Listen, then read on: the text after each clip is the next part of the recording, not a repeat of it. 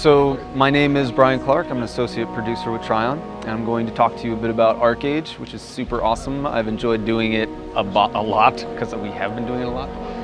ArcheAge is about getting together with your friends, building a nation, and then defending that nation from people that want to take it from you. It's about playing together to define the world in whatever way you want to contribute. So we have an awesome video here that shows some cool parts of the game, simply because we have a small time slot, 2 people. This is all in game though, so it's really neat. So enjoy.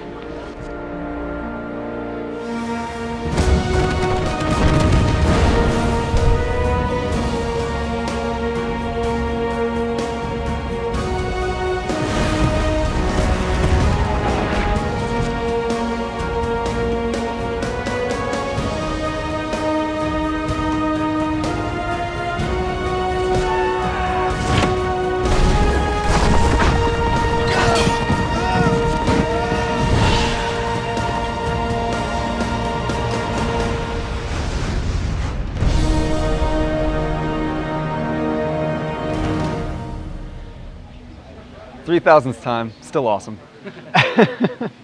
So ArcheAge is a game that lets you play how you want to play. So if you want to craft, trade, quest, kill to level, you can totally do that. There's no right or wrong way to play the game, and you can do any of those individually to level. So it's up to you. And there's a number of quests at the beginning that teach these different aspects of the game to you, so you can start figuring out how you'd like to play early on. But as with any MMO, your customization starts with character create, and we have an awesome character creation system. This is the fair. This is one of our races. They're super buff cat people. You can see all the different options, the different tabs and cool hair colors and whatnot and presets. And not only do you have crazy options within those, you also have sliders for each of those, and it gets really, really in-depth, and it's actually pretty ridiculous in its awesomeness. So beyond that, your customization continues throughout the game as you level up through the classes and skills that you choose. So as you go, you're going to be able to choose different classes and skills, and by level 10 you have a combination of 3 different classes and the skills that you've chosen within those. That's letting you play the class that you want to play. So if you want to play like a warrior that throws fireballs or lightning or something, or a wizard that can tank, like take a hit and everything, you can totally do that. I have a warrior with necromancy and archery, kind of a strange mix, but I think it's really cool. It's kind of fast-paced when I want it to be, or I can be far away picking at people. So ArcheAge is created by Jake Song, and I don't know if you know who that is, but he's the creator of Lineage and Lineage 2, 2 of the largest MMOs in Korea right now. He's taken his knowledge and experience from those and the needs and desires of the current MMO marketplace, and has created ArcheAge, which is pretty cool because it doesn't play like a traditional Korean MMO. It actually plays like something geared a lot more towards a Western audience, which is why we want to pick it up, right? It's why we think it's going to be really fun and it'll do really well here. So in ArcheAge currently you can choose between 4 different races, and depending upon which race you choose decides which continent you start on. So if you choose a Nuyen or an elf, Nuyen being the more Western influenced human type, you start on the continent of Nuya, which you can see here, more medieval influenced sort of architecture and kind of that more Tolkien-esque kind of fantasy. This is just one of many places across the continent of Nuya, and they all look just as awesome. So by contrast, if you choose a Hariharan or a Fair, Hariharan being a more Eastern type human, and Fair being our cat people, as you remember. You got it. But more importantly, gliders, super cool. Gliders are actually, I always have to, no matter what I'm saying, I stop when the glider comes up to point it out because it's really cool. It's actually one of my favorite aspects of the game. I have a lot because there's a ton in this game, but gliders are really cool because any player can have a glider, and they can be used anywhere. So you can use them to get locations you normally wouldn't be able to get to, or like we're using here where we're just kind of looking at the awesome landscape. You can see the architecture and all the cool stuff around. There's actually a houseboat yeah, there it is, being built down there, and that's built by players, not just a prop. So in addition to those 2 continents that you start on though, You have the Land of Origin and the Sea of Serenity. Sea of Serenity, we have fondly come to call it the Sea of Slaughter, not just because it sounds super metal, but because lots of people die there. Sea of Serenity and the Land of Origin are both our mid to high level PvP, which actually kind of takes me into crafting, which is kind of strange, but the reason for that is because everyone's trying to get to the Land of Origin. And in order, yes, you can ride a cow. Your burning questions have been answered. So players can craft anything from weapons, armor, houses, ships, can all be crafted by players. And you're going to want those in order to build and expand your nation in the Land of Origin. Now, in order to do that, I'm going to need resources. And resources can be gathered through regular hunting and gathering, or my personal favorite, and I never thought I would say this, but farming. Farming is sick. It's super sweet.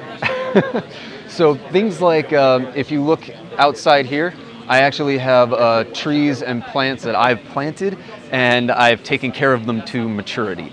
So I can actually use resources like the wood from the trees to craft various things or create what are called trade packs. Trade packs are a lot of a resource, right? So you can have a trade pack of wood, stone, metal, cloth, whatever you need. And those are some of the key ingredients in building houses and ships and some of the larger things. So part of my issue right now is, that's a player house, by the way. Those are ones that can be built. There's one, I think, under construction up behind him there. Yeah, there it is. So, but the issue I have is I don't have enough trees in my front yard to build a ship. So I'm going to need to find more resources. That means that the resources that I need are rarely going to be where I'm building. So I need to transport them from one place to another. Now I can do that on foot, and that's totally cool, but trade packs are super heavy and they slow you down. So you can hop on a donkey like you're doing here, and that'll actually speed you up. You can't do this with every mount. It depends, and donkeys are beasts of burden, so they speed things up. There are other methods you can get to, like you can get a tractor or other things that'll let you carry more resource packs across land. But the best way really is get your friends and guild involved. And this is where stuff starts to get super cool, because you start to see player created caravans of people carrying stuff from one location to the build site. So when I've got all my stuff and I'm ready to go to the Land of Origin, I'm going to need a ship to get there, because the Sea of Serenity lies between me and the Land of Origin. Now I could swim on a donkey to get there, but that's going to take a really long time and it's not recommended. But I still don't have enough resources to build my ship. So again, I get my guild and my friends involved. So I have my friends together, I got my stuff, I want to build my ship. This is where it gets really cool, because my friends, my guild, can actually bring resources to the site and help physically build the ship. And once the ship is done, they can do anything from help actually captain the ship to being up in the crow's nest and being lookout, and that's not like a role-playing thing. There's actually a mechanic for that. So there's like a telescope, you interact with it, and it actually works like sonar. So it shows where ships are around you. They can man cannons, they can work the anchor, they can furrow and unfurrow the sails. Some of the larger ships even have diving equipment. So if you sink an enemy ship, you can actually dive underwater and go retrieve things out of the ship, which is totally a thing, and we'll cover that in a second. So I've got all my stuff, I got my ship, my buddies and I are ready to go. We're gonna head out into the Sea of Serenity. But remember, this is nicknamed the Sea of Slaughter by us for a reason. So everyone else is out there doing this stuff. They are bringing resources from one place to another, just like you. And you don't know if the ship on the horizon is going to be friendly, or if they're just not going to do anything, ships passing in the night kind of thing, or if they're pirates or other people looking to cut corners and take everything from you that you've worked so hard to get. But people that choose that kind of lifestyle, it's not without consequence in ArcheAge. So this is where we get to the player-driven justice system. If you're the type of person that steals from, kills, griefs, whatever your faction, people of your faction, you can find yourself on trial being judged by fellow players. And players decide whether or not you're innocent or guilty. If you're found guilty, you're sent to jail. And if you're sent to jail too many times, you become exiled as an outlaw to the pirate island to become a pirate yourself. And while that sounds super amazingly cool, and I would totally be a pirate regardless of what I'm about to say, pirate comes with some penalties. So if you're a pirate, you are flagged as kill on sight to everyone, and NPCs no longer talk to you. So the only place you can do business is on the pirate island. And that means it makes things a little difficult because your resources are available on the bulk of your resources are available on the 2 starting continents. Now, if you're flagged as kill on sight and all NPCs want to kill you and don't talk to you, you can imagine it's pretty difficult to go try and gather resources from those places. So you're stuck stealing from people on the high seas. So, oh no, the cow's stuck. Up, there he goes. All right, well, no, she swims, it's cool. They all swim, it's fine. They're all very buoyant. That cow go back to where it's supposed to, or is it going to despawn, or is that just normally it follows the owner, so it should go back to wherever the owner is.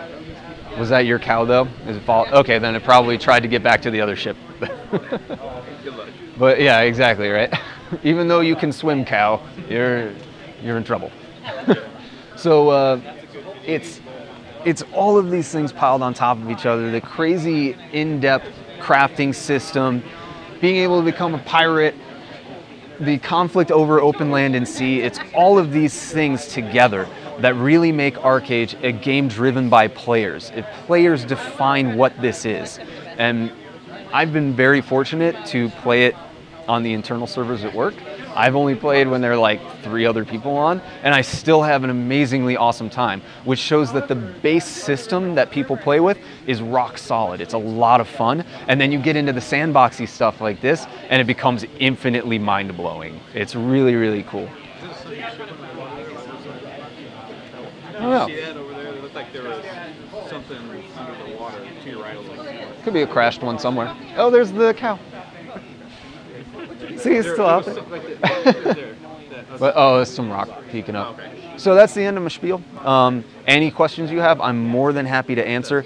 If I can't answer them, which is totally possible, a game that is this deep and crazy intricate, it's real easy to not know something. So if I don't know it, I will gladly find someone that can answer it for you. If they can't answer it, we will find any means necessary to get it answered for you. Unless it's when we launch, because no, we're not answering that. Can your ship run aground while sailing it? Yeah, I've done it before. Yeah. I've actually almost tipped it a couple times, turning too sharply. Yeah.